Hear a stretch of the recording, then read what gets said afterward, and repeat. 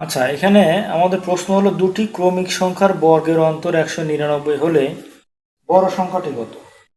যদি এরকম থাকে মানে আমাদের কয়টা কন্ডিশন থাকে, একটা হলো যে দুটি সংখ্যা থাকতে হবে। 2 নম্বর কন্ডিশন কি, এই যে দুইটা সংখ্যা থাকবে সেই দুইটা সংখ্যা কি হতে হবে? ক্রমিক সংখ্যা হতে হবে। ক্রমিক মানে কি? পরপর সংখ্যা, মানে একটা যদি 5 হয় আর একটা 6 হবে, একটা যদি 1 হয় আর একটা 2 হবে, একটা যদি 10 হয় আর একটা 11 হবে, এরকম। তাহলে বড় সংখ্যাটি কত অথবা ছোট সংখ্যাটি কত? তো যদি বলে যে বড় সংখ্যা কত, তাহলে আমরা যেটা করব, যেটা দেয়া থাকবে সেটার সাথে 1 যোগ করব।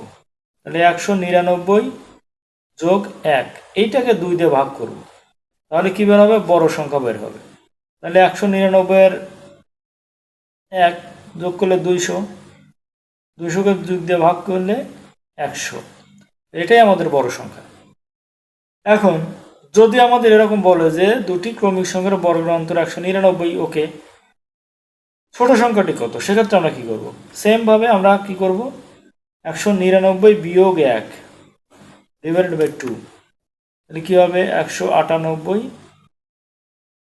ভাগ 2 গুণ করলে 99, এই 9, এই 9। তো এই অঙ্কটা আসছে হলো 11তম শিক্ষক নিবন্ধন পরীক্ষা 2014। তো এইভাবে কিন্তু আমরা খুব সহজে এই ধরনের অঙ্কগুলো করতে পারবো।